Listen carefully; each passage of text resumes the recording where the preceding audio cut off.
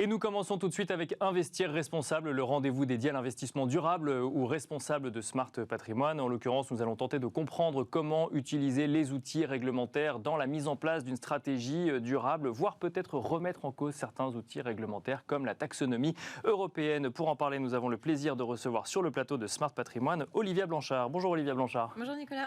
Bienvenue sur le plateau de Smart Patrimoine. Vous êtes fondatrice et présidente des acteurs de la finance responsable, les AFR. Si je parle de l'utilisation, voire peut-être d'une potentielle remise en cause d'un certain nombre d'outils donc de la finance durable et notamment cette taxonomie européenne, c'est que depuis quelques semaines, l'aviation ainsi que le transport maritime ont fait leur entrée dans la taxonomie européenne. Alors, ils y sont entrés dès cette année, avec quand même pour objectif que l'aviation ou le transport maritime fassent appel à des biocarburants ou des carburants durables d'ici 2028. Pour autant, c'est aujourd'hui acté et les AFR, les acteurs de la finance responsable, étaient vent debout contre cette entrée et se sont organisés pour s'opposer à ce projet. Vous avez d'ailleurs emmené avec vous plusieurs fonds, Mirova, Ofiem, la financière de l'échiquier, De Groef, Petercam ou encore Triodos IM. Est-ce que cette décision, malgré le fait que vous militiez contre, remet en cause l'usage d'un outil comme la taxonomie européenne ?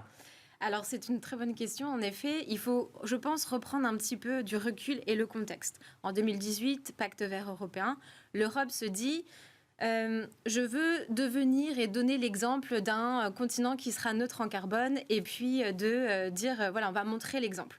Donc pour ça, on se donne 3 axes. 1, réorienter les flux vers des activités durables. Bien sûr. 2, améliorer sa transparence. Et 3, c'était aussi d'inclure les risques de durabilité dans les modèles économiques. Pour ce faire, on se rend compte que le nerf de la guerre, c'est justement ce mot durabilité.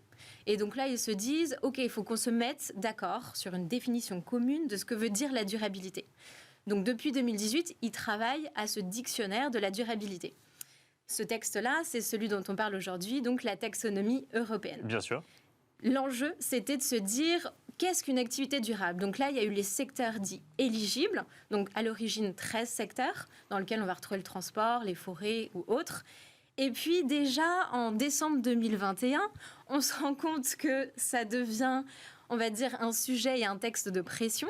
Bien sûr. Et le 31 décembre, exactement limite à 23h59, on nous dit que le gaz et le nucléaire sont inclus dans la taxonomie. Donc là, c'est déjà une première fragilité du système. Parce que ça devient stratégique. Exactement. Puisque si jamais on n'entre pas dans cette taxonomie européenne et dans les activités éligibles à la taxonomie européenne, on peut se voir couper des financements du fait qu'on n'est pas considéré comme activité suffisamment durable. Il y a ce côté-là et puis le côté attractif de peut-être bénéficier de financements à moindre coût. Mais tout l'objectif aujourd'hui, c'était quand même de se dire on veut faire un état des lieux de ce qu'on finance aujourd'hui comme activité durable ou pas. Et donc, on se rend compte que oui, il y a un peu cet enjeu politique derrière de « je veux être un secteur éligible à la taxonomie ». D'accord. Donc, les industriels, il y a beaucoup de lobby qui se fait autour de ce texte au niveau de la Commission européenne. Donc, première fragilité en décembre 2021 où on intègre une catégorie qui s'appelle la transition, ce qui sort un petit peu de l'objectif premier de donner une définition claire de la durabilité. Mais ils y arrivent. Et là, cette année, donc, 2 nouveaux actes délégués qui sortent. Et là, on voit l'entrée du maritime et de l'aviation. Effectivement, on se dit, OK, aussi activité de transition avec des critères d'examen technique. Alors, pourquoi est-ce qu'on a fait cette coalition ? C'était de se dire, si on veut garder la crédibilité de la taxonomie, qui, son objectif premier, je le répète, c'était de faire un état des lieux de la durabilité et qu'est-ce qu'une activité durable ? Bien sûr. Est-ce qu'aujourd'hui, d'y inclure l'aviation et le maritime dans le contexte actuel technologique à ce jour, est-ce que c'est possible ? Et c'est là où... C'est-à-dire que non. La question, c'est de dire, est-ce que inclure l'aviation aujourd'hui, alors qu'on n'est pas sûr que demain, cela puisse devenir une activité durable, est-ce que c'est vraiment opportun de l'y inclure dès aujourd'hui ? C'est ça la question posée. C'est ça. Et en fait, l'idée, c'était de dire, peut-être qu'aujourd'hui, préservons l'intégrité de la taxonomie. On ne dit pas que dans 10 ans, si la recherche montre qu'il y a des technologies qui peuvent rendre un avion neutre en carbone, ce qui n'est absolument pas le cas aujourd'hui, d'accord, il faut bien le préciser. Bien sûr. Dans ce cas-là, ça pourrait être inclus dans ce dictionnaire de la durabilité. Mais aujourd'hui, pourquoi vouloir inclure ce secteur si ce n'est pour faire plaisir à du lobby industriel qui se rend bien compte des enjeux cruciaux quant aux demandes de financement et notamment tout ce qui est relatif à l'hydrogène, etc. Mais donc là, on est en train de sortir en fait complètement de l'objectif de ce texte, ce qui vient fragiliser, décrédibiliser tout un dispositif autour qui est de celui de la finance durable. C'est-à-dire que, alors on prend l'exemple de l'aviation, mais ça peut être pareil pour le transport maritime. D'un côté, il y a la question de si on veut être durable demain, on a besoin de financement aujourd'hui, et de l'autre, il y a la question de oui, mais vous n'êtes pas durable aujourd'hui, pourquoi est-ce que vous rentrez dans le référentiel? C'est deux stratégies ou deux visions finalement qui s'opposent. Exactement. Et en fait, souvent dans le milieu, et c'est là où il faut bien toujours expliquer, il y a les activités en transition et les activités durables. Et en fait, on a souvent tendance à bien vouloir mélanger les deux parce que ça fait plaisir, mais alors que l'objectif n'est pas du tout le même. Financer de la transition, c'est financer de la transition. Financer des activités qui sont déjà durables ou leur durabilité, c'est un autre objectif d'investissement.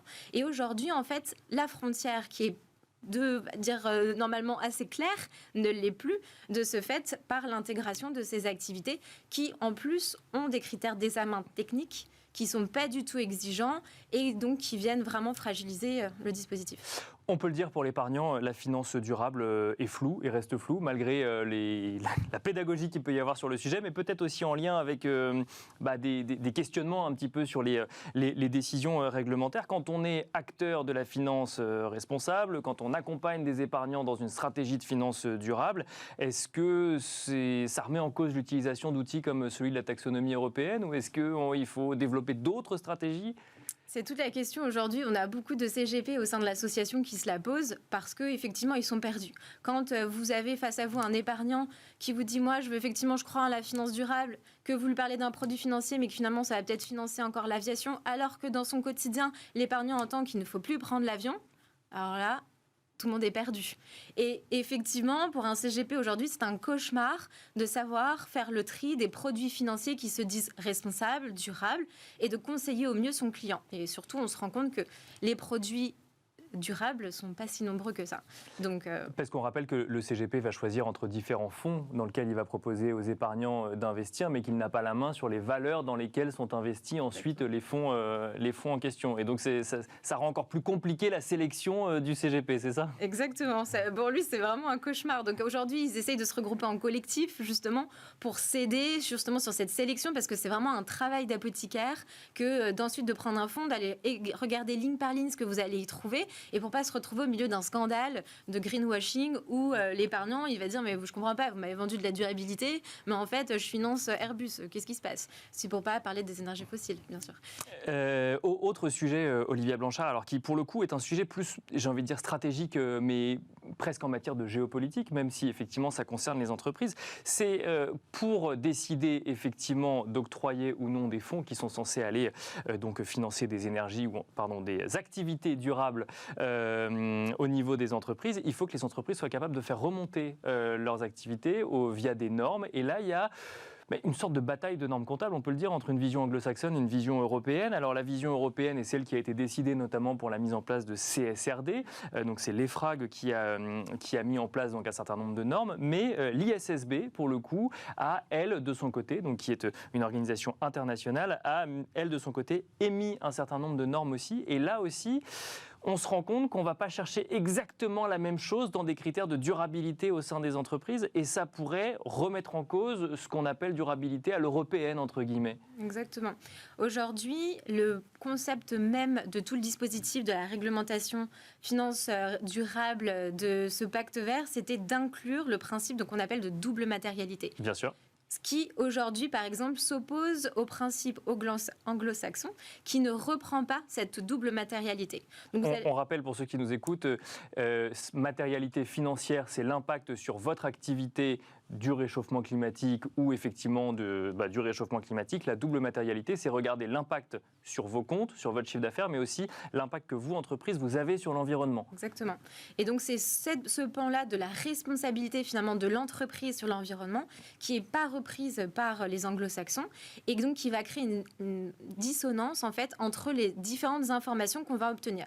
Donc d'un côté, vous avez des financeurs et des investisseurs qui sont soumis à plus de transparence via notamment la réglementation SFDR qui fait partie de cette ambition du pacte vert encore, qui justement avait créé CSRD pour dire on inclut la double matérialité. Bien sûr. Vous allez avoir cette information aujourd'hui et vous allez ensuite pouvoir la retransmettre dans vos produits et donc à vos épargnants. Donc là, la boucle était bouclée. Bien sûr. Mais avec ce modèle anglo-saxon qui ne prend pas cette double matérialité, ça va créer une disparité de l'information où finalement, où on était l'objectif d'harmoniser et de trouver la manière de comparer des modèles transfrontaliers, on va dire. Aujourd'hui, on n'y est pas et on est encore sur des modèles complètement différents avec une petite bataille qui s'installe pour savoir quel modèle va s'imposer. On est dans ensuite un jeu médiatique pour des personnalités qui sont plus fortes que d'autres, Bien sûr, etc. Oui.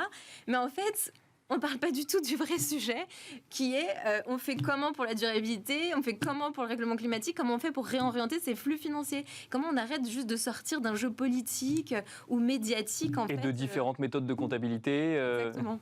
Donc non, et si on se recentrait sur l'essentiel, celle de dire comment est-ce qu'on réoriente ces flux financiers aujourd'hui, comment est-ce qu'on a cette information qui est pertinente pour prendre en connaissance de cause des choix et des décisions d'investissement. L'Union européenne, si je reste sur le sujet des normes comptables, avait quand même une petite avance en la matière. Elle est en train de la perdre aujourd'hui et c'est au détriment peut-être des avancées qu'on avait déjà en Europe ? Alors, est-ce qu'on la perd ou pas ? Je pense que là, c'est un peu trop tôt pour savoir. Je ne suis pas encore Madame Irma. Bien sûr, non. Oui, parce que là, ce ne sont que des recommandations, effectivement, de l'ISSB. Exactement. Après, là, on est vraiment justement aux prémices de ce jeu qui est en train de s'installer et de ce rapport de force qui s'installe. Et au milieu, vous allez avoir des acteurs qui sont notamment les agences de notation extra-financière qui vont exercer, encore une fois, on le revient sur des jeux politiques, de lobby, etc., pour voir quel système va encore peut-être rapporter le plus d'argent et donc perdurer. Pour finir sur une note un peu optimiste, le fait qu'effectivement il y ait ce flou et en même temps ces jeux stratégiques, en tout cas, autour des normes comptables, mais même aussi de ce qui a accès à de la finance durable et donc à des capitaux orientés vers de la finance durable. Est-ce que ça ne montre pas quand même une prise de conscience globale de la stratégie, du niveau stratégique aujourd'hui qu'est devenue la finance durable ? Oui. C'est un petit oui. Non, en fait, effectivement, on se rend bien compte qu'aujourd'hui, c'est très stratégique, mais on en parlait un petit peu, c'est l'éléphant qui accouche d'une souris, quoi. C'est comment, à un moment, on va quand même prendre des décisions qui sont à la hauteur des enjeux. Voilà, ça fait quand même maintenant longtemps, ça fait 3 ans nous qu'on existe au sein de l'association, qu'on a un peu toujours le même discours, c'est se dire quand est-ce qu'on va prendre des vraies décisions qui vont aller dans le bon sens et avoir un réel impact. Attention à ne pas dévoyer les objectifs initiaux, c'est ce que vous nous dites. Merci beaucoup Olivia Blanchard d'être venue sur le plateau de Smart Patrimoine. Je rappelle que vous êtes fondatrice et présidente des acteurs de la finance responsable. Merci à vous et on se retrouve tout de suite dans Enjeu Patrimoine.